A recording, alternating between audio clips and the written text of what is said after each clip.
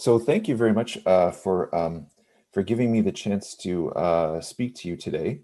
Um, it would be the Lev had a wonderful picture in his background there of the Landau Institute. It would be even more wonderful to be able to be there with you. Um, but I'm going to be talking about some work that I've been doing started out when I was at the University of Michigan and more recently at Queen's University, studying problems where we can try to make connections between different techniques in statistical physics and design problems that people come across in engineering. So the work that I'm going to be talking about today was done mostly by my PhD student, Andre Clishan, who has recently graduated and now is postdocing at the University of Pennsylvania. And we were working in collaboration with David Singer, who's a naval architect at the University of Michigan. And some of this work was also done by Colin Shields, Dave's former PhD student, and Alec Kirkley, who was an undergrad in my group. And this work was supported by the Office of Naval Research in the US and NSERC in Canada. Okay, so I wanted to start out with this image that helps to, I think, get at the idea of the transition that Professor Agamirazan was talking about. That there's been a big shift in the way that our economies have been organized over the last few decades. So this is an image from the Detroit Institute of Arts, which was just up the road from the University of Michigan, where I was for several years. Suggesting that at the time that this was painted in the 1930s, Detroit was a sort of at least in the West, was a byword for industrialization and economic progress. But more recently, manufacturing has been in decline. And again, in the West, Detroit is now sort of a byword for economic decline. These are two images that help to illustrate what's been going on. This was published in The Economist a few years ago from data up to 2010, but things haven't really improved since then. But over the last 4 decades, basically, manufacturing has been a declining share of employment in developed countries, and also has had a declining share of the overall economic value added throughout the world. Now, throughout this time, design has been growing both in terms of a source of employment and in terms of a source of economic value added. And if you look around yourselves, almost everything that you see, if it's not alive and it's not food, is there because it's been designed. It's been designed by someone or by teams of people. And also, if it is something that's alive or food, it's there because it's gotten to you through a supply chain that's been designed. So virtually everything that we encounter nowadays has been designed. And not only is design ubiquitous, it's also lucrative. So I think that these iPhones give a useful example of this. So these are figures from 2019. So Apple, the company that designs the iPhone, took in $260 billion in revenue in 2019, and it generated that revenue using 139,000 employees roughly, meaning that the average employee generated about $1.8 million in revenue. Now, Foxconn is the company that actually manufactures these devices. And in 2019, they only took in $157 billion in revenue, but they required the better part of 1 million employees to generate it. And so an average Foxconn employee only generates about $200,000 in revenue, or roughly on the order of about 1/10 of what the people who are engaged mostly in design at Apple make or generate. And so there's a big contrast economically in terms of the value added that is coming from designing products versus manufacturing them. So if that tells us why design is important, then we might ask, well, why should we try to approach this question using physics perspectives? And I would motivate that by drawing from this quote from Don Norman, who's a leading design thinker, where he says that in the real world, design problems do not come in nice, neat packages. They have to be discovered. And the key word for us, I would say, as scientists, is this notion of discovery. The design process, when it's working well, is all about discovery. But as scientists, we know that the discovery is basically the business of science. That's why we became scientists. That's what we try to do in science. And that's why we've developed scientific methodologies in order to do design. And so that tells us that when design is being done well, it's a process that is mirrored by the types of goals that we have in science.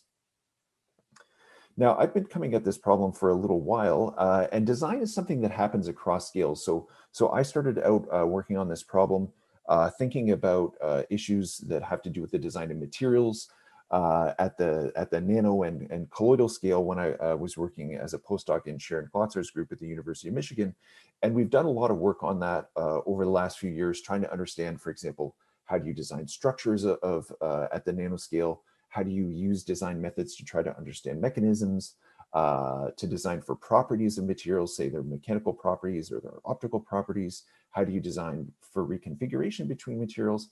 And one of the lessons that I took from that work is that the methodologies that we developed using statistical mechanics to get at those problems are actually things that are very generalizable to systems across different scales. And so more recently, in working with my PhD student Andre Klishin, we've been thinking about systems at much larger scales, and in particular systems that are motivated by naval architecture. And so in this talk today, I'm going to concentrate on this work that we've been doing at large scales, and tell you a little bit about how that works.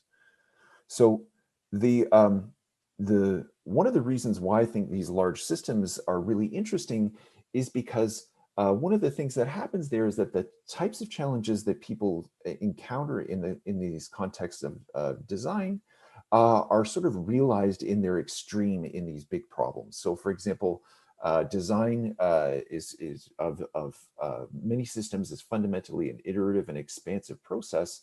And that iteration in large systems is very challenging because in large systems, they're typically designed by multiple teams. Those multiple teams, say the people that are working on the electrical systems versus the people that are interested in the hydrodynamics, have different disciplinary norms in terms of how they communicate and what the things are that they're interested in.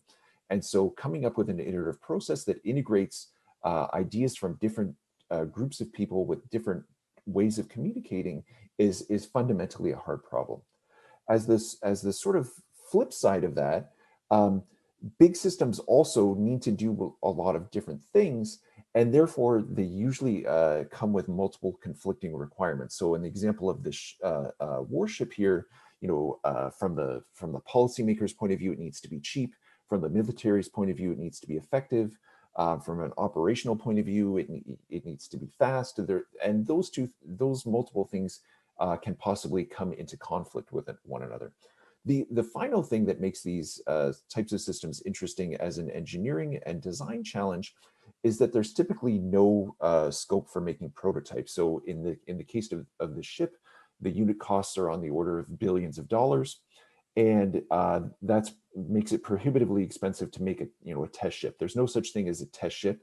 And similarly, in big infrastructure projects, people don't make prototypes of those. So you have one chance to get it right, and you better get it right. Okay, so that tells us a little bit, hopefully, about why these big problems are interesting. The question then is, what types of problems do people need to negotiate on in these large scale design problems? And one of the key challenges that arises in these sorts of problems have to do with problems of arrangement. So the idea is, I have some big system, and this is my schematic representation up here of a ship hull. And schematically, the idea is I have a whole bunch of different functional units, pumps, generators, engines, communication systems, or whatever. All have to be put into this space that describes the ship. They all have to have some sort of physical properties, and they are connected and interacting with one another. And yet, because of that, what ends up happening is that there are certain regions of the space, in this case, the ship, or if this was an infrastructure problem of a city or something like that, that are areas of prime real estate. So areas that are important because of the things that have to be in the space and where they have to be located. And in general, it's a challenging question to figure out what those areas are. And so the way that we're going to try to do that is by asking 3 questions. So we're going to ask about questions of avoidance. So we're going to try to get at this idea of prime real estate by asking, let's say I have a system and I try to introduce a void into that system that I vacate in order to put something else in. So what is the relative penalty of introducing this vacated region or void somewhere in the system? So that gives us a probe of what are the prime areas of real estate. It should be difficult to vacate an area that is prime real estate. The next question we might ask about has to do with adjacency. So let's say we don't necessarily know where certain objects are placed. In an absolute sense, we might be able to still understand certain motifs that, generators sit next to pumps, or communication systems sit next to radars or something like that. That there are certain types of motifs that are going to be persistent throughout the design, regardless of where they are in absolute terms. So that gives us a notion of adjacency in these kinds of systems. And what we're going to find there is that this adjacency is basically measured by the analog of what people call bond order in condensed matter systems. The final question that we're going to ask is about association. And association is the idea that, okay, let's say I have a whole bunch of units and I've placed all but one of them in the ship. And then I go and I ask, okay, I'm going to add one more unit. Where would that like to sit relative to the units that have already been placed? And what one can compute in that case is basically a map of a sort of an underlying force field that tells us where certain things are going to want to associate relative to one another. So those are the 3 kinds of questions that occur frequently in these arrangement problems that happen in this design of large-scale systems. Okay, so if we want to actually answer these questions, then the question is, how are we going to do that? And so the way that people typically attack these problems is at sort of one of 2 levels. So one level of analysis on these sorts of problems is to describe them by what is called a logical architecture. The other one is what people typically call the physical architecture. So the logical architecture is a description of the system. So if I'm going to represent this plane sort of conceptually or schematically, different points on this plane correspond to different sets of functional units that have different topology of connections between one another. So, there's a certain set of objects that give the overall function of the system, and they need to be connected to one another in different ways. And it's possible that different sets of connections could give relevant functionality. And people, when they describe these systems, they typically analyze those systems using techniques from network theory. Now, on the other hand, there's this physical architecture picture. And if I represent different points schematically in this physical architecture plane, these correspond to different physical arrangements of whatever objects, units, functional things that there are in the system, and their arrangement in space, and how those things are connected physically in space. So for example, I could have a point down here that's a generator, a point down here that's a pump, and I'm interested in the connection between these 2 things with the deep level of detail of, like, where that connection is, what the wire is, how much current it can carry or whatever. All those sorts of physical details typically go into that description, whereas this topology, this topological level description of the architecture of the system just says, okay, are they connected or are they not connected? So that at this level of detail down here in the physical architecture, we're really interested in sort of all the nitty-gritty of how the system is organized. And this is typically the level of analysis that people take when people do engineering design of systems. Now, one of the things that comes out of thinking about this is that when we think about specific instances of these design problems or of these design instances at the level of the physical architecture that people typically study in engineering, people sometimes refer to this as a product structure view of the design. So in this, at the level of the physical architecture, people are typically very interested in, if I'm building a ship, for example, at the ship in the sense of the physical instance of a ship that would correspond to in real life. However, the issue is that these questions that people have about prime real estate, the patterns of avoidance, the patterns of adjacency, the patterns of association, those are things that are not discernible from the point of view of the physical architecture.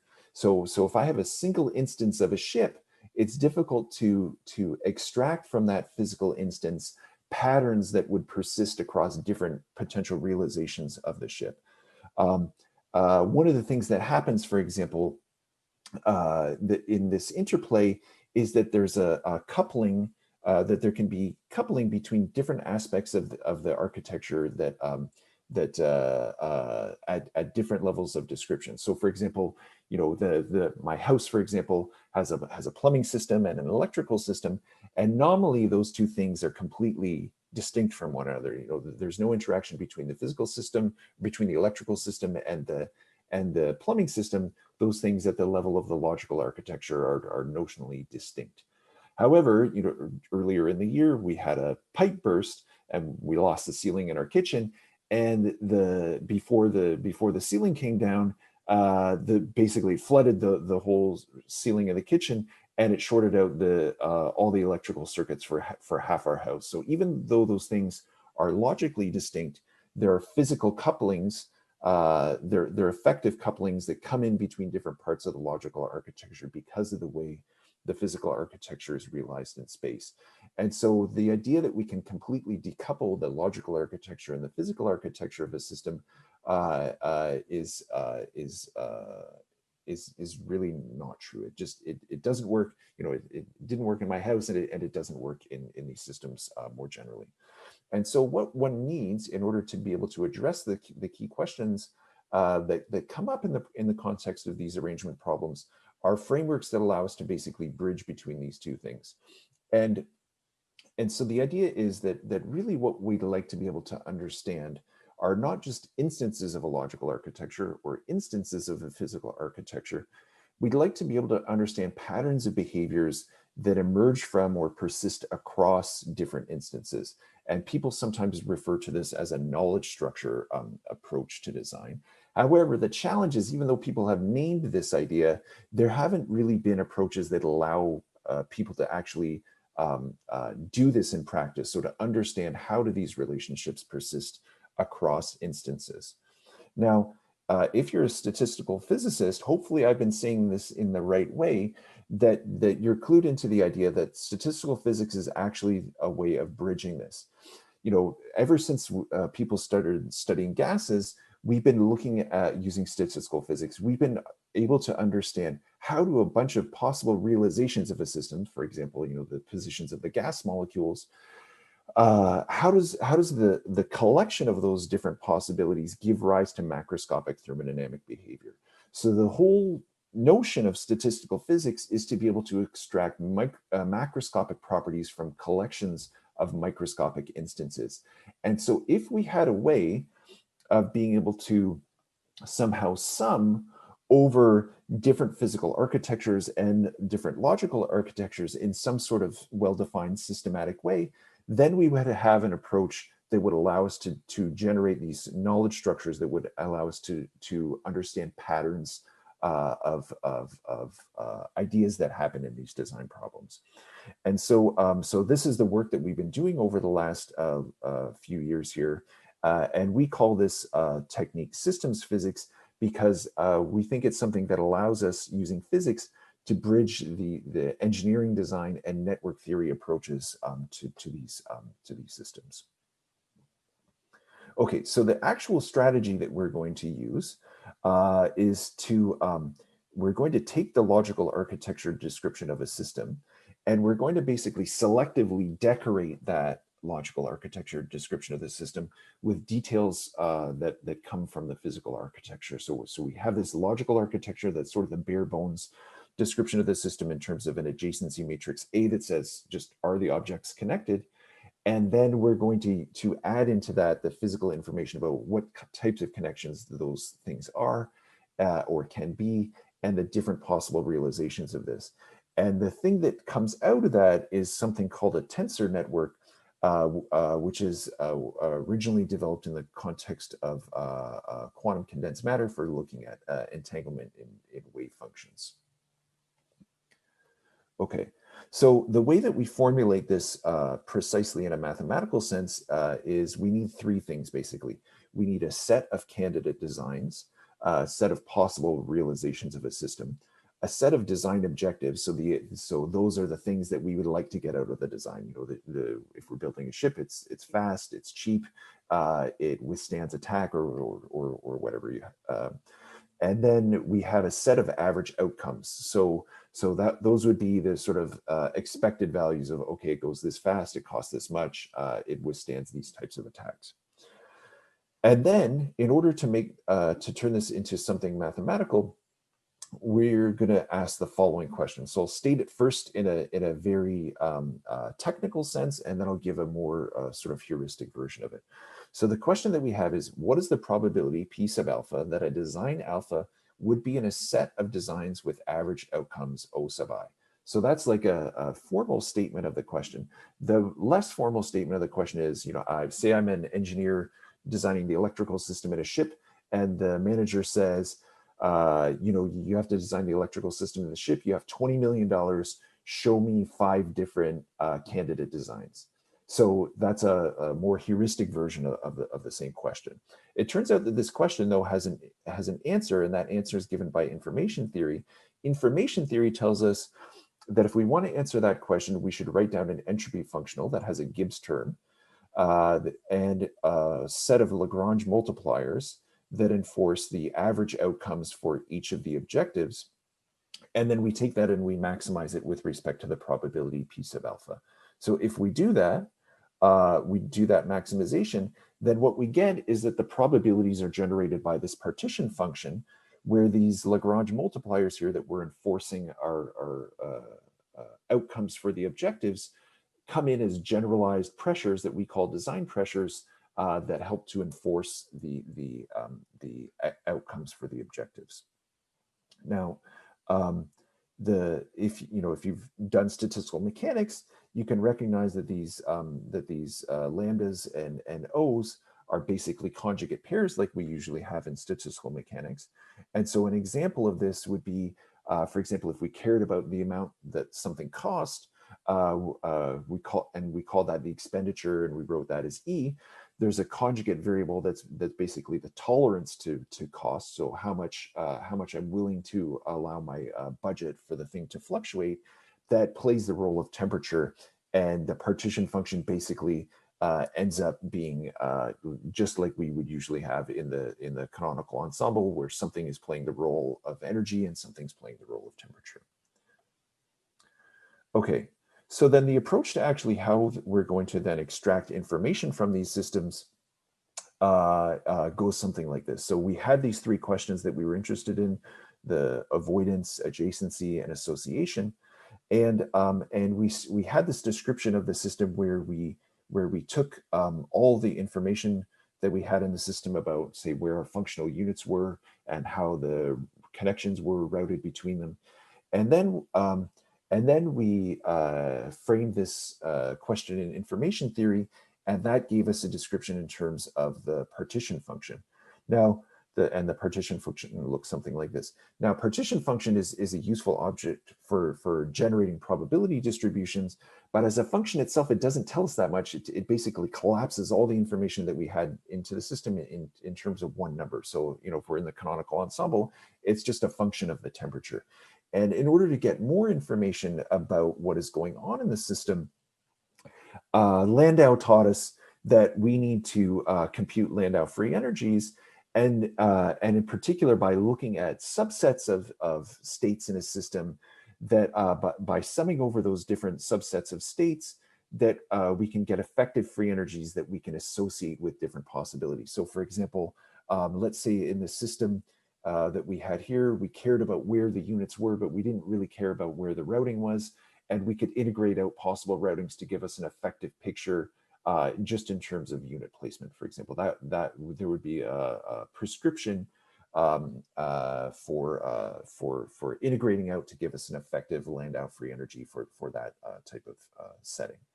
Now, it turns out that this approach is the one that you can take in order to get at these questions of avoidance, adjacency, and association if you compute the Landau and free energy of the right thing in the right way. So for example, if we're interested in this question of avoidance here, it turns out there the right thing to do is to integrate out all the units and then to get an effective Landau free energy in terms of the placement x sub v, the placement position of the void. So if we get a Landau free energy in terms of the placement for the void, then that would give us a way of approaching this question of avoidance. Likewise, if we were to integrate out all but two of the functional units and keep just the information about their relative orientation to one another in space, then this would give us a way of addressing the question of adjacency in the system. And then finally, if we were to keep one of the units and integrate out all the others and their routings, then that would give us a way of addressing this question of association. And so all of these questions that people have about arrangement problems can be captured in the context of computing a Landau free energy. And as a statistical physicist, this is something that I find very nice. So concretely, how are we going to do this? We're going to look at systems that are described by basically a network of connected objects that are the different functional units of the system. We're going to basically count the number of different ways that you can embed those networks into space with a partition function where we sum over our designs alpha, and we weight by basically the cost of creating that design over some design tolerance that plays the role of temperature, where the cost here is just a sum over the different nodes in the system and whether they're connected to one another by the adjacency matrix. And then the model that was that's been used in naval engineering, so from my colleague Dave Singer's paper in Ocean Engineering a few years ago, where the routing cost basically is just modeled as the Manhattan or taxi cab distance on the grid between the placement. And what you find when you study that is that there are basically three different regimes for the design. So for low cost tolerance, which is effectively like low temperature, the systems, the units want to clump together because low distances, small distances minimize cost. At high, effectively high temperature, high cost tolerance, the system tends toward high flexibility where there's many different ways of realizing connections. And intermediate to that, there's a trade-off between cost and flexibility. So in the following set of plots, you'll see different instances where we've analyzed systems at low cost or at high flexibility or somewhere in between where there's a trade-off. Okay, so the first question that we had that we wanted to ask about was avoidance. And so when we study this problem of avoidance, we're going to look at placing a void somewhere along the axis here of this ship. And in the context of having placed a whole bunch of units in here. So we're gonna place a whole bunch of units in the ship, and then we're gonna ask what is the relative cost in terms of Landau free energy of removing a region of that ship. And so what we find here is if we start out over here on the right at high flexibility, what we find is that there's a net force that would drive this void toward the center of the ship. However, as we decrease our cost tolerance, so we make it harder to have high cost solutions, design solutions, what we find is that there's symmetry breaking where the void wants to get driven towards the edges. Now, I'm sure that for this particular audience, I don't need to tell you that symmetry breaking with decreasing temperature was the first thing that came out of Landau theory way back when. And so the fact that we see it here in this system that's ostensibly not even physical, I think it is an interesting result. So this is temperature-driven symmetry breaking in this question of avoidance. Now, if we ask ourselves where that came from, in these lower sets of plots down here, what we can plot is basically what is the density over an average set of designs of where the units are likely to be placed. And what we find is that the unit placement here at these changes as a function of temperature, where in this high flexibility regime, the units sort of want to localize towards the boundary. In the low temperature regime, they want to localize towards the center of the ship, and that's basically what's driving this symmetry breaking behavior. So we have this is the sort of global level description of the system, and this is the underlying microscopic origin of that. We can also ask questions about adjacency. So adjacency was the next thing that we were interested in. And so the first thing you might ask about is direct adjacency. So if I have two functional units in my design that are directly connected to one another, how are those things likely to be situated in space? And what we find is that depends on what we're designing for. So if we're trying to target a regime where we're targeting low costs, then what you'd find is that the likeliest arrangements given by this diagram here, where there's sort of peaks in the diagram, are situations where the two objects are likely to sit one above the other or side by side the other. In contrast, if we're interested in high flexibility, that is, we don't really care so much about cost, but we care about having a lot of different ways of trying to arrange the system, then what we would tend to find in those circumstances is these sort of like diagonal patterns of arrangements, which gives freedom for having more different ways of rearranging the connections between objects. Now, the other question, though, that you can ask here is about emergent adjacency down here. So there's the question of how do I arrange things that are directly adjacent to one another, that are directly connected to one another? But it's also possible that things that aren't directly connected to one another can be more commonly found in certain arrangements relative to one another because of the way that they interact with the other things that they're connected with. And so these bottom set of plots here show essentially what's going on there. That the signals are less strong than they are for the directly adjacent behavior objects. But even with these objects that are not directly connected to one another, we can still extract that there's certain relatively preferred arrangements of those things, even though they're not directly connected. Now, the other thing that we can ask in this context is what happens if we were to change their adjacency. So in this top pair of plots here, we're asking about the same set of systems here, but in this case, concentrating on the high flexibility regime. We're asking what happens if we had two things that were directly connected, and then it turned out that we didn't need to directly connect them anymore. How would that change the way in which I would be most likely to find the arrangement? And so that's captured in this diagram over here on the right, where what we've done here is we've colored the difference between what we would observe before when they were directly adjacent to what happens after when they're indirectly adjacent. And what we can see is that the blue parts are where the adjacency has been reduced, and the orange parts are where the adjacency has been increased.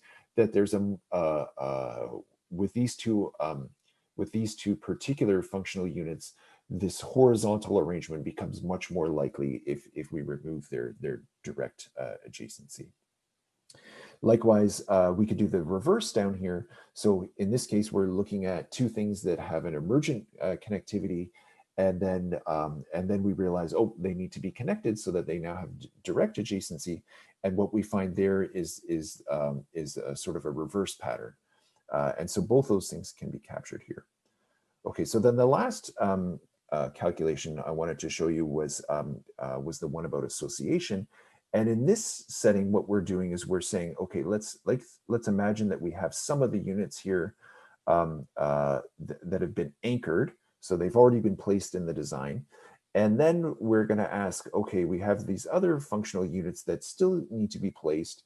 And how much freedom do we have in placing those? So we can compute something that's inspired by what people compute for Anderson localization in Hart condensed matter. And what we find is that depending on the cost tolerance, which again is like the temperature here, we see different amounts of freedom for different functional units depending on how much they're connected to one another. So this unit down here, unit 0, is anchored to 3, is connected to 3 other objects that are anchored, whereas 3 and 5 are connected to only one object that's anchored, and unit 4 here is connected to 0. There's different amounts of freedom for placing those things at different cost tolerances.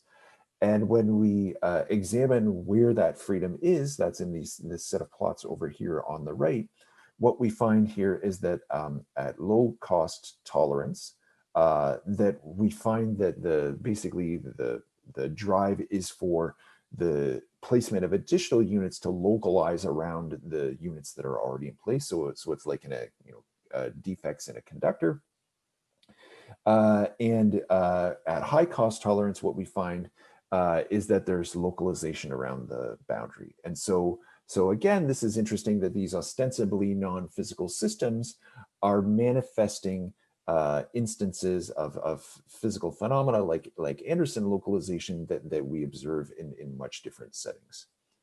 Okay, so let me then recap what I've talked about today. So we started out with this question of why we should do design. And I use this contrast between the revenue of Apple and Foxconn to suggest that design is an important thing. Then I asked the question of, if design is important, why should we try to apply physics to it? And that was motivated by this idea that from design thinkers, that design is essentially a form of discovery, and that's basically the business of science. Then I tried to motivate for you that design of big systems is a hard challenge, and that if we are going to do design, that's where we should be doing it. And that in the context of those big design questions, the key questions are really ones that often have to do with this idea of prime real estate that can be probed using these ideas of avoidance, adjacency, and association. And that when we study those problems, that it's possible to use a framework of statistical mechanics that links these two different logical and physical pictures of a system, and that then when we study those systems in practice, we get a bunch of different physical outcomes for each of these things that have things that remind us of ordinary physics, where we have symmetry breaking and emergent correlations and localization, and so I think there's a lot of interesting physics to be done here. I think these particular physical phenomena are interesting, but we're really just scraping the tip of the iceberg here in studying these systems. I think there's a lot of work to be done. I think that as we continue working on this, there'll be a lot of interesting physics that comes out of this, and I think it's the start of an interesting form of conversation between a new form of conversation between problems in science and problems in engineering, and to starting to really dissolve the divide that Professor Aga Mirazan was talking about at the beginning in the introduction. And I hope that I've inspired some of you to join me in this. So with that, I'll end, and thank you for your attention.